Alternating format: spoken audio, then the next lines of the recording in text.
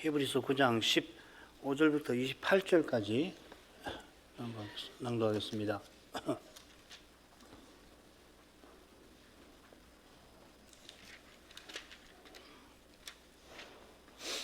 15절부터 읽습니다. 이를 인하여 그는 새 언약의 중보니 이는 첫 언약 때에 범한 죄를 속하려고 죽으사 부르심을 입은 자로 하여금 영원한 기업의 약속을 얻게 하려 하심이니라.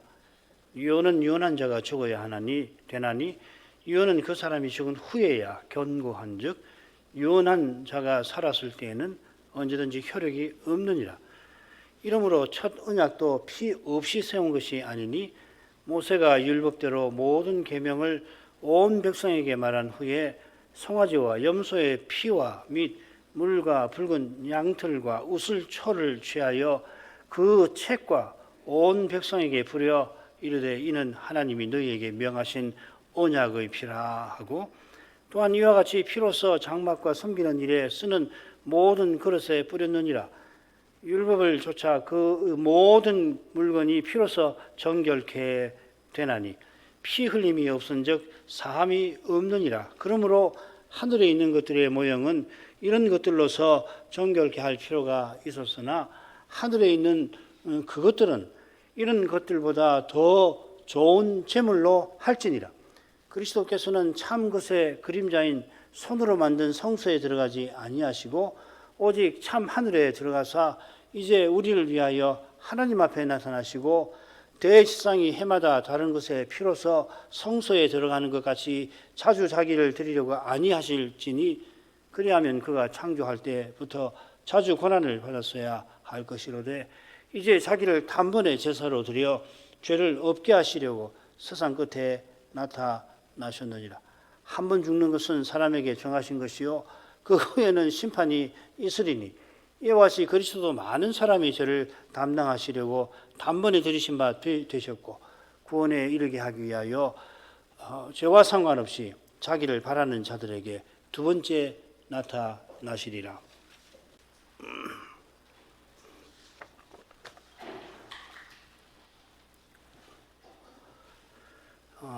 신약의 선자는 7장에서 다루었던 영원한 대제사장의 주제를 오늘 낭독한 말씀에서 다룹니다. 15절이 그거예요.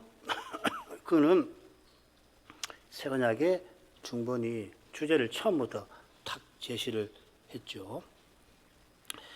같은 주제를 다루는데 성서와 예법에 관한 교훈, 우리가 지난 2시간에 살폈던 그 교훈을 이어받아 가지고서 전하는 겁니다. 그냥 반복하는 게 아니라 이게 아주 흥미로운 방식이죠. 앞에서 한 교훈을 이어받아서 더해가지고 그렇게 합니다. 그래 이 부분을 크게 둘로 나눌 수가 있습니다. 오늘 읽은 부분이 한 부분이고 그 다음에 10장 1절부터 18절까지가 또 한 부분이에요. 특별히 오늘 읽은 부분은 영원한 대제사장이 피 흘리셔서 피로써 하늘 성소에 들어가셨다 하는 그 내용이 뭔가를 전하고 있고요. 그 다음에 후반부에서는 영원한 경륜을 이루려고 그분이 낮아지셨다. 그래서 이 10장 18절 바로 앞에 12절부터 17절까지 예레미야 예언이 여기 다시 인용이 되죠. 그죠? 마찬가지로 7장도 우리가 5으로 나눴는데 크게는 둘로 나눌 수 있습니다. 처음 셋을 묶어가지고 멜기세덱 반차를 좇은 대제사장, 그리고 뒤에 두 부분을 엮어가지고서 그분이 단번에 자기를 들여서 영원한 대제사장이 되셨다. 이렇게 여기서는 그렇게 이야기를 하고 있죠. 멜기세덱 반차를 좇은 영원한 대제사장이 자기를 들이셔서 이제 아버지 우편에 항상 살아서 우리를 위하여 간구하신다. 이게 이제 7장 25절이고 7장의 결론 같은 내용인데요. 그 대제사장이 간구하시면서 어떤 일을 하시는가? 성부께서 약속하신 대로 자기의 원수, 우리의 원수를 다 물려쳐 줄 때까지 기다리신다. 이게 10장 12절 13절에 나옵니다. 이게 이제 이 부분의 결론적인 내용이죠. 신약 선자는 이 신비한 사실을 서신받는 교회의 문제를 푸는 열쇠로 제시하려 하는 겁니다. 그 해답은 하나님이 그리스도의 간구를 틀림없이 듣고 계신다는 겁니다. 이 해답을 깨닫는 교회는 그리스도처럼 기도하며 전심으로 하나님을 기다리겠죠. 고난 중에 이 배도 위험이라고 하는 어마어마한 그 현실 앞에서 기다리는 것입니다. 이것이 모든 교회가 믿음의 길을 끝까지 걸어가는 비결이기도 합니다. 서신 받는 교회가 정확하게 어느 지역에 있는 교회인지 모릅니다만은 지금은 아마 별시 사라져버린 교회일 가능성이 높아요. 소아시아에 있든지 아니면 어떤 사람은 펠라라고 하는 요단강 건너편 거기에 있는 공동체라고 하는 주장도 있지만은 뭐 다 사라져버렸죠. 그렇지만 사도의 교훈을 좇은 그 신자들은 틀림없이 그 시대의 도전을 이기고 견뎌냈을 겁니다. 그 만만치 않은 도전인데 그보다 더한 도전이 지금 우리 앞에 있습니다만 이 도전을 간파하고 이기는 길은 그리스도처럼 간구하며 하나님을 전심으로 바라보는 그것이겠습니다. 하나님께서 우리가 구하는 대로 그대로 응답하실지 장담하지는 못하지만 그러나 하나님이 들으신다면 그것으로 족한 겁니다. 실은 하나님이 먼저 성신으로 감화하셔서 우리들로 기도하게 하신 것입니다. 그리스도처럼 구하는 우리의 기도가 하나님의 해답이에요. 자, 그러면 첫째 부분 보십시다. 15절부터 17절 새 언약의 중보에 관한 주제 소개가 나옵니다. 그리고 이제 유언 이야기가 뒤에 딱 붙어 있죠. 그죠? 그 다음 18절부터 22절 상반절까지는 첫 언약이 짐승의 피로서 수립이 되었다 하는 그 점이 언급이 되어 있고 22절 하반절이 전체 주제라고 할 수 있습니다. 피 흘림이 없은즉 사함이 없다. 사함을 위해서는 피 흘림이 필수적이다. 그래서 새 언약의 수립은 짐승의 피가 아니라 그리스도의 피로 세운 것이다. 그리고 25절부터 28절은 새 언약이 어떻게 이루어져 가는 건가 하는 결론적으로 다루고 있습니다. 자, 그러면은 15절부터 17절로 가지요.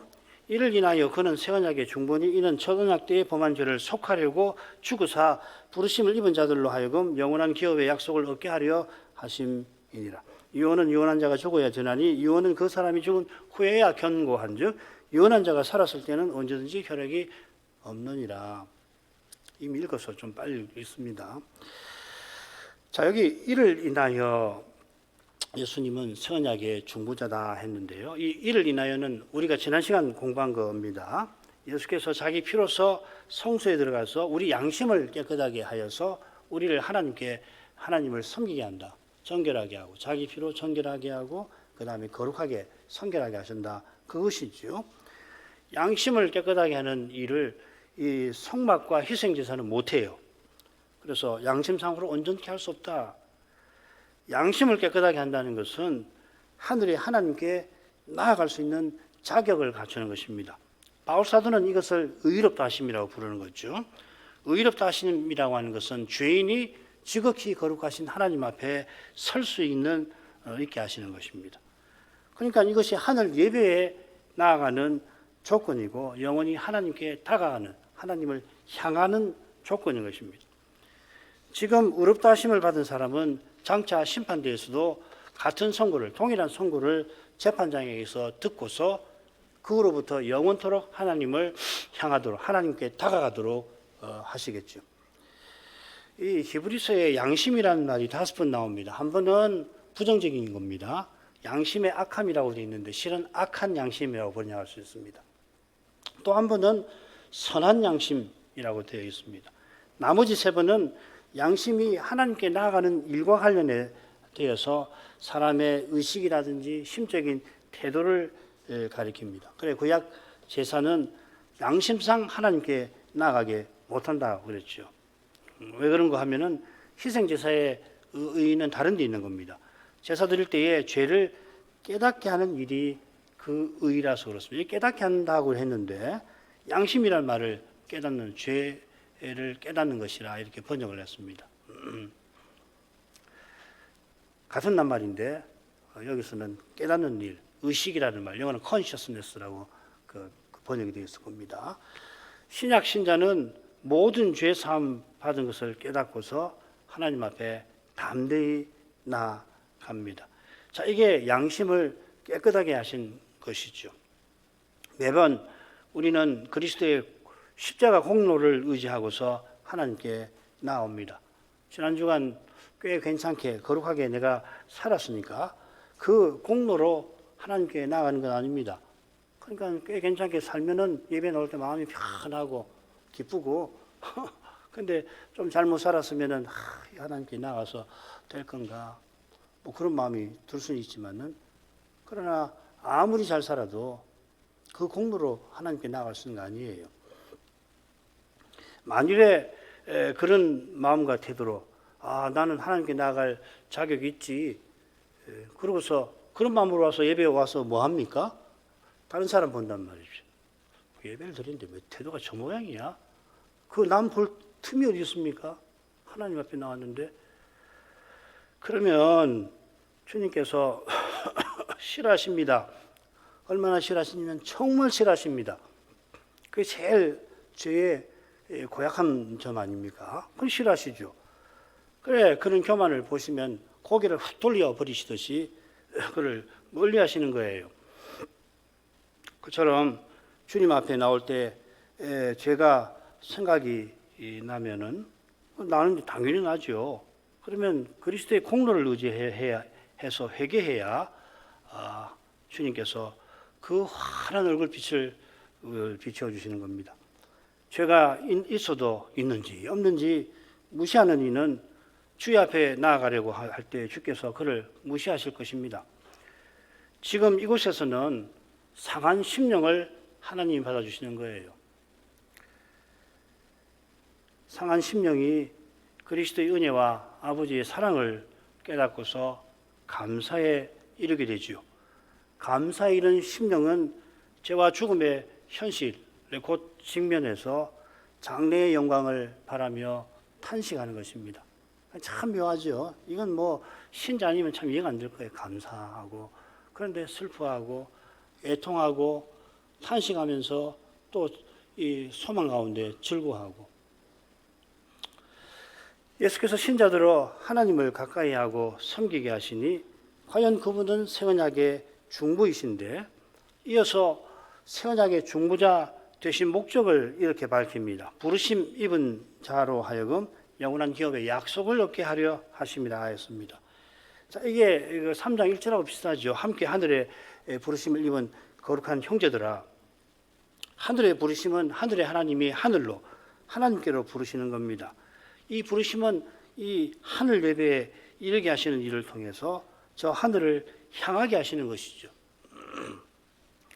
그리스도께서 말씀 선포와 찬송, 회중의 찬송을 통하여 아버지를 가까이 하게 하시면서 우리 구원의 주로서 저 영광으로 들어가게 하시는 겁니다. 2장 12절과 10절을 묶어서 말씀을 드렸습니다. 이게 핵심이에요. 우리가 우리를 부르신 하나님을 부르면서 약속하신 영원한 기업을 향하여 나아가는 겁니다. 자, 이것이 11장 1절 이하에서 중요하게 다뤄지겠죠.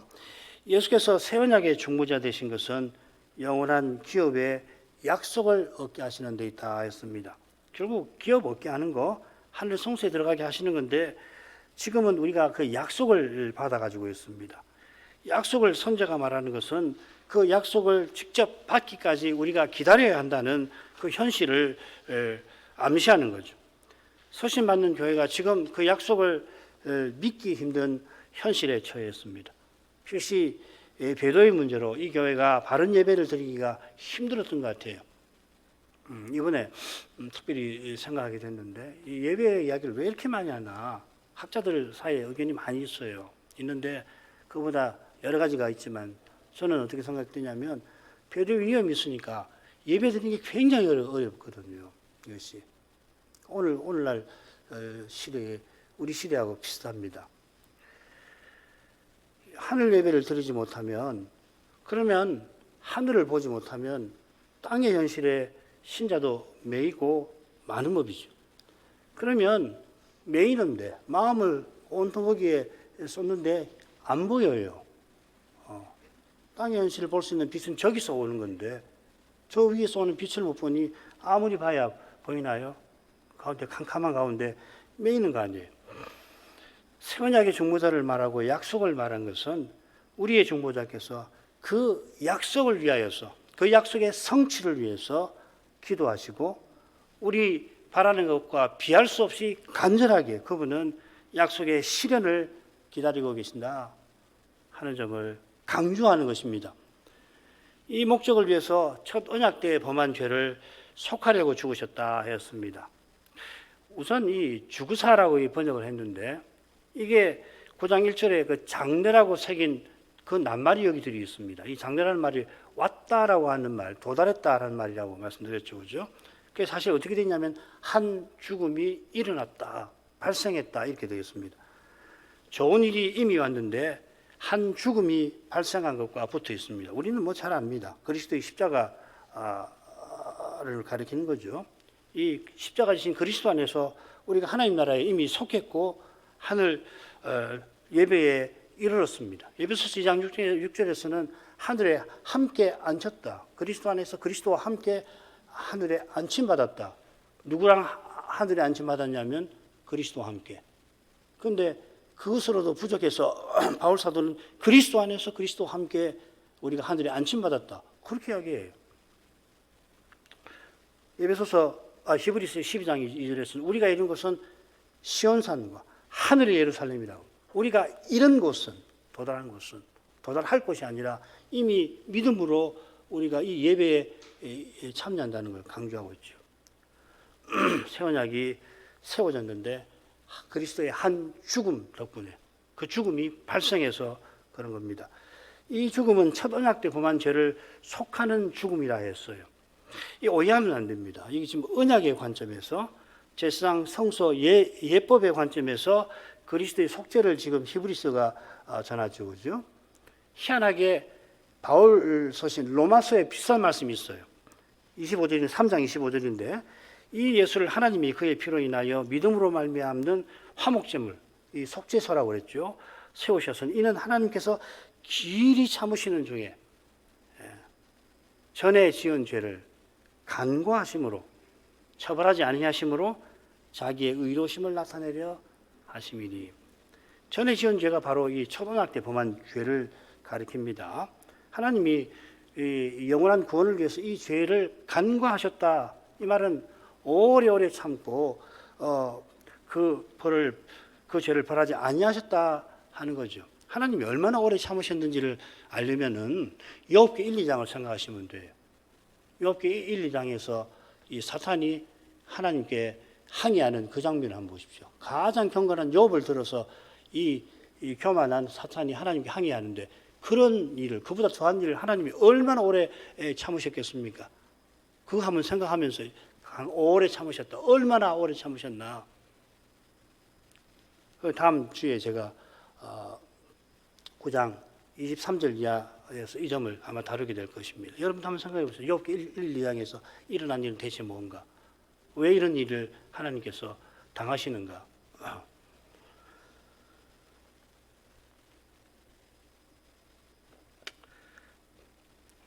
그리스도 안에서 어렵다 하려고 그래 하신 겁니다. 이를 위해서 그리스도께서 십자가를 지셨는데, 그리스도께서 피 흘리신 것은 대제사장이신 주님이 속죄소인 자신에게 온전한 제물이신 자기의 피를 뿌리신 거죠. 바울은 지금 대속죄일의 규례를 빌려와서 그리스도의 십자가를 이렇게 교훈하는 겁니다. 대속죄일의 속죄제는 그리스도와 그분의 십자가를 가리키는 그림자고 예표입니다. 수송아지와 순염소로 드리는 이 제사로는 전에 지은 죄를 사함받지 못합니다. 이 피로서 하는 역할은 뭐냐면 백성의 죄로 더러워진 성막을 정하게 하는, 이 지상 성막을 정하게 하는 예법이죠. 그래서 자기 대신 피 흘리는 짐승을 보고서 언약 백성은 자기 죄를 생각하고 그 죄를 생각할 때에 나아가서 오실 메시아를 바라보도록 한 것입니다. 바로 여기에 옛 언약의 성막과 예법의 참된 의미가 있습니다. 그래 이런 의미를 분명히 깨닫는 이들이 있죠. 히브리서 11장에 나오는 믿음의 용사들이 그분들일 겁니다. 이스라엘은 시내산 언약을 맺은 직후에 배도했습니다. 역시 우상 섬기는 베드로 주전 586년 7년에 완전히 망하고 말았습니다. 그런 그들을 다시 포로에서 돌아오게 하였지만은 결국 유대인들은 우상 섬기는 배도보다 더한 배도를 저질렀죠. 종교 지도자들이 바리새인들이 주축이 되어서 자기 영광을 추구하다가 메시아를 죽인 것입니다. 첫 언약 때 범한 죄는 결국 첫 언약을 허무는 죄인 거죠. 여기 죄라는 말은 흔히 쓰는 죄가 아니라 배도를 가리키는 죄입니다. 실로 놀랍게도 이스라엘이 메시아를 죽이는 그 일을 통해서 하나님은 첫 언약을 허무는 죄를 속하셨습니다. 이 말을 오해하면 안 됩니다. 예수님을 팔았던 가룟 유다, 예수님을 미워해서 죽이려고 했던 그 바리새인들도 용서해 주셨다는 뜻 아니지요.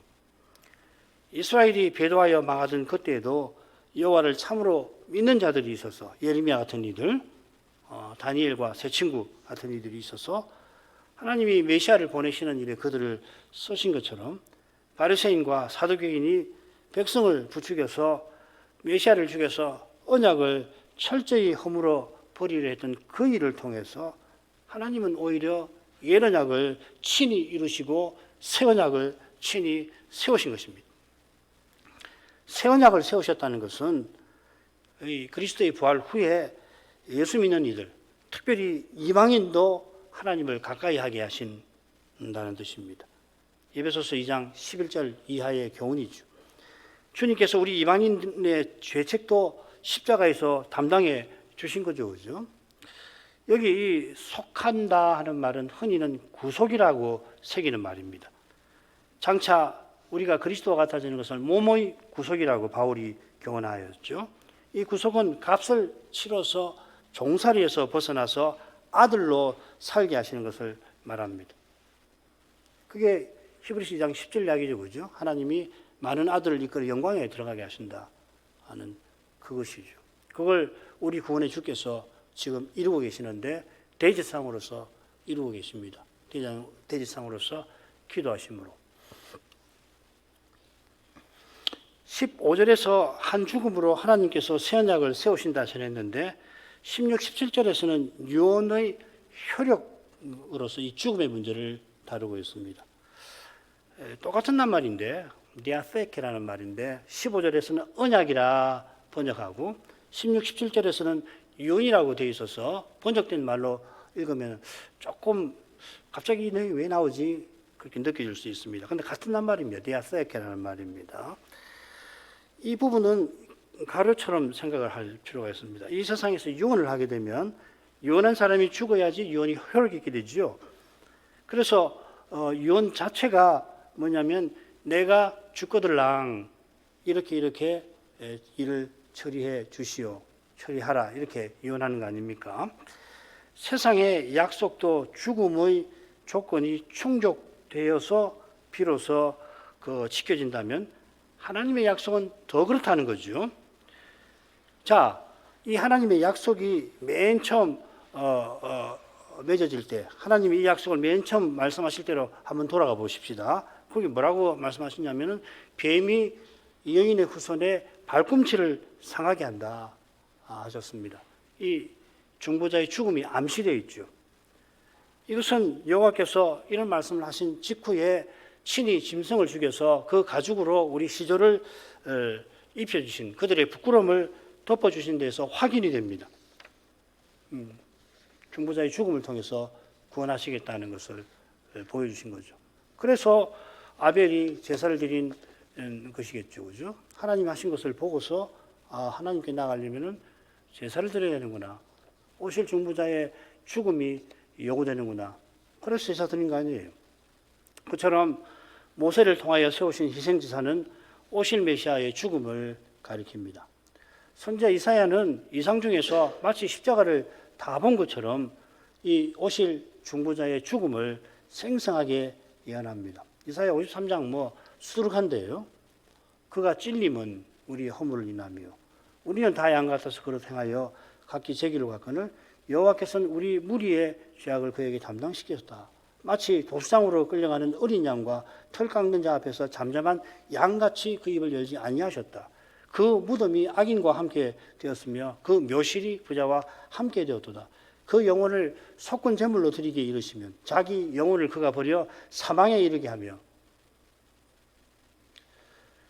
하나님이 죄인인 우리를 구원하기라 약속하실 때에 친히 우리의 죄책을 담당하려 하셨던 겁니다. 세상의 유언이 죽음을 통하여 효력 있게 된다면 하나님의 언약은 반드시 중보자의 죽음을 통하여 세워져야 한다. 그걸 강조하려고 16, 17절을 언급한 것입니다. 자, 그 다음으로 가죠. 비슷한 방식으로 새 언약의 중보자의 피로 세워지는 사실을 설명하려고 하는데 먼저 구약의 예를 들고 있습니다. 18절부터 22절 상반절까지 읽겠습니다. 이러므로 첫 언약도 피 없이 세운 것이 아니니 모세가 율법대로 모든 계명을 온 백성에게 말한 후에 송아지와 염소의 피와 및 물과 붉은 양털과 우슬초를 취하여 그 책과 모든 백성에게 뿌려 이르되 이는 하나님이 너희에게 명하신 언약의 피라 하고 또한 이와 같이 피로서 장막과 섬기는 일에 쓰는 모든 그릇에 뿌렸느니라. 율법을 조차 거의 모든 물건이 피로서 정결케 되나니. 18절 그리고 21절 하반절에 원칙이 천명이 되었습니다. 언약을 피로 세운다는 원칙입니다. 가운데에서는 예를 드는데 시내산 언약 때에 어떻게 피로 언약을 세웠나 그 예를 들고 있는 겁니다. 18절에 이름으로라고 하는 말은 금방 살핀 내용이죠. 그죠? 새 언약을 피로 세운 거, 세상의 유언도 유언자의 죽음으로 효력이 되는 것을 가리킵니다. 세상의 유언보다 첫 언약이 중요할 뿐만 아니라 첫 언약도 새 언약처럼 중보자의 죽음을 통하여 구원하신다는 하나님의 약속에 써 있으니 당연히 첫 언약도 피로서 세워진 겁니다. 이어 선자는 시내산 언약이 피로 체결된 것을 예로 제시하고 있습니다. 먼저 모세가 율법대로 모든 계명을 온 백성에게 말한 후에 언약 체결식이 진행이 됩니다. 이건 출애굽기 24장을 보시면 됩니다.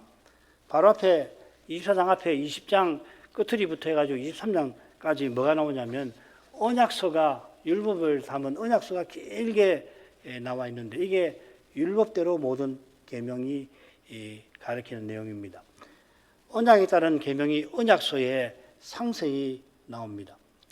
언약서 앞에는 하나님께서 10마디 말씀을 이스라엘에게 친히 반포하시죠. 그 여호와의 음성을 듣고 언약 백성은 죽음의 두려움에 떨면서 모세에게 당신이 우리에게 말씀하옵소서 우리가 듣겠습니다. 하나님이 우리에게 직접 말씀하지 말게 하옵소서 그렇게 간청을 하고 하나님께서 그 간청이 합당하다 여기시고서는 이어 여호와께서 모세대로 언약서를 백성에게 들려줘라 하신 것입니다. 그러자 백성이 한 소리로 여호와의 명하신 모든 말씀을 우리가 준행하리이다 합니다. 이것은 여호와께서 말씀하시고 백성이 듣는 이 관계가 언약의 핵심임을 잘 보여줍니다. 이 관계는 오직 중보자를 통해서만 제대로 이루어지는 거죠. 관계는 항상 삼자여야 합니다. 양자가 되면 문제가 생기죠. 그죠? 하나님이 삼자의 관계를 맺으시잖아요. 아버지와 아들이 성신 안에서. 그런데 타락한 인생은 양자 간의 맺으러 가는 거거든요. 하나님 없이 그리스도를 떠나서 그렇게. 그래서 기껏 생각해낸 것이 법이잖아요. 계약. 다음 기회에도 말씀을 드립니다. 그 양자 간의 관계를 맺으려면 반드시 문제 생기는 거예요. 지배자와 피지배자가 생기는 거, 권력과 속박이 생기는 거죠. 그걸 벗어나서 진정한 관계가 되려면은 삼위 하나님께 가까이 나가야 하고 삼위의 관계를 봐야 합니다. 그 영광을 봐야 이게 관계구나, 이게 사귐이구나 알게 되는 거죠. 그 이야기입니다. 지금 이어 모세는 여호와의 말씀을 기록했고 이른 아침에 산 아래 단을 쌓고 12 기둥을 이스라엘 지파의 수대로 세웁니다.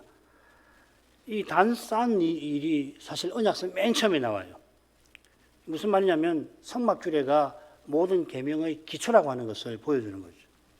단을 쌓은 후에 번제와 화목제를 드리죠. 번제와 화목제를 드린다는 것은 언약 체계를 위한 제사라는 걸 가리킵니다. 언약은 하나님이 이스라엘을 자기의 특별한 소유로 삼으신 건데 그 목적이 제사장 나라와 거룩한 백성으로서 나가는 데 있는 거죠. 번제는 특별한 소유 삼으신 것과 그리고 화목제는 사명 주신 것과 관련되는 겁니다.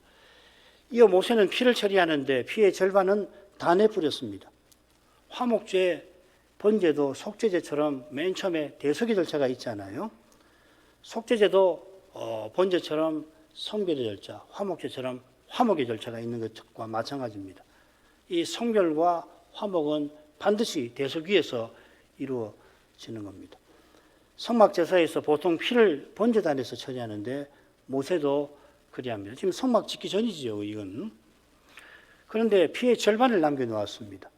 남은 피를 처리하기 전에 모세는 언약서를 다시금 낭독하고 백성은 순종을 서약합니다. 그래 남은 피를 백성에게 뿌립니다. 뿌리면서 이는 여호와께서 이 모든 말씀에 대하여 너희와 세우신 언약의 피니라 하였습니다. 히브리서 9장 20절이 그걸 인용한 거죠. 자, 그런데 선자는 모세가 송아지와 염소의 피와 및 물, 붉은 양털, 우슬초를 취하여 그 책과 언약서와 온 백성에게 뿌렸다 합니다. 출애굽기에는 화목제로 소를 드린 것만 언급이 되어 있고 나머지는 나오질 않아요.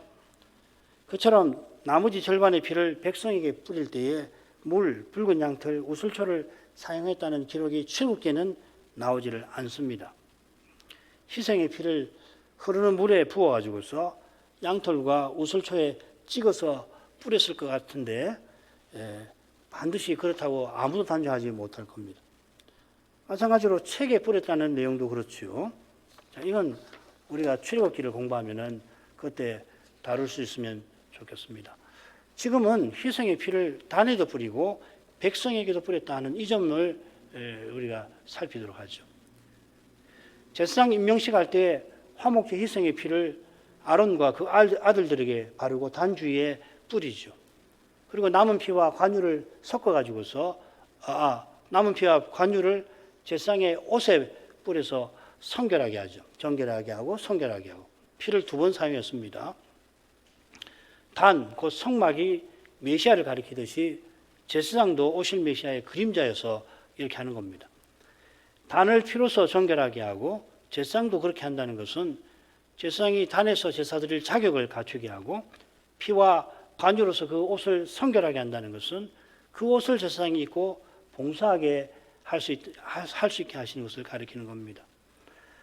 이 비슷한 절차를 사람에게 지금 피를 뿌리는 경우를 말씀드리는데 제사장에게 했는데 제사장 아닌 백성에게도 하지요. 가장 심각한 문둥병 부정에서 회복된 사람에게 그렇게 하잖아요. 2 절차를 받습니다. 첫 번째 절차에서는 당일인데 병난 당일에 산 새 2마리 중에서 1마리를 죽여가지고서 그 피를 이 흐르는 물에 담아서 그 피를 이 백향목, 홍색실, 우슬초에 찍어가지고서 7번 병에서 나온 문둥병자에게 뿌리죠. 2번째 절차는 제8일인데 4가지 제사를 드립니다. 속건제 드릴 때에 희생의 피를 문둥병자의 오른 깃뿌리, 오른손 엄지가락, 오른발 엄지가락에 바르지요. 제사장처럼. 제사장은 화목제고 그 다음에 문둥병자는 속건제의 피로 바릅니다.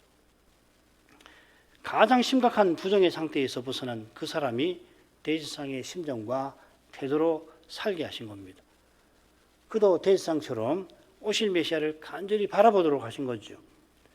이 규례는 이스라엘이 제사장 나라로 세움받은 그 뜻을 이루는 겁니다. 옛 언약에서는 아론 가문만 제사장 직분을 맡지만은 이 목적 역시도 이스라엘이 열방 중에서 제사장 나라로 서 나가게 하시는 데 있습니다. 모세가 언약을 체결할 때 나머지 절반의 피를 백성에게 뿌린 것도 이 언약의 사명을 제사장 나라로서 서 나가도록 하려 한 것입니다. 새 언약이 세워졌는데 이제 모든 신자가 대제사장 안에서 제사장이 되었습니다. 우리가 제사장이에요. 로마 교회에서는 목사를 사제라고 하는데요. 얼토당토 안 하는 이야기죠. 사제만 목사만 아니라 우리 모두가 제사장이 되었다고 베드로가 얘기하지 않습니까? 예수 그리스도로 말미암아 하나님이 기쁘게 받으실 신령한 제사를 드린 거룩한 제사장이 될지니라. 이 교회에게 하는 말이거든. 그리스도 안에서 우리가 하나님의 성년으로 세워져 가고 있습니다. 에베소서 2장 18절, 특별히 20절부터 22절. 같은 진리를 히브리서 선지자가 지금 전하는데 제사장 성소 예법의 관점에서 전하고 있는 겁니다. 21절은 이와 같이 한 대로 시내산 언약의 체결식에 관한 내용이 아니라 이 언약을 실현할 성막 규례에 관한 내용입니다. 피로서 장막과 섬기는 일에 쓰는 모든 그릇에 뿌렸다. 사실 이게 구약에는 나오지 않습니다. 구약 성경에 정확하게 이런 내용이 나오지는 않습니다. 가장 비싼 내용은 모세가 장막을 완공하던 날에 관유를 취해서 기름이죠. 성막과 그 안에 있는 모든 것을 기름을 발라서 거룩하게 했다 했습니다. 그러니까 이 히브리서 선지자가 말하는 것처럼 피로서 정결하게 했을 거예요. 그러니까 이 선지자가 이 구약을 아는 것하고 오늘날 우리가 레위기를 보고서 출애굽기를 보고서 아는 것하고는 차이가 있다는 것을, 수준이 다르다는 것을 느끼게 되죠. 그죠? 네.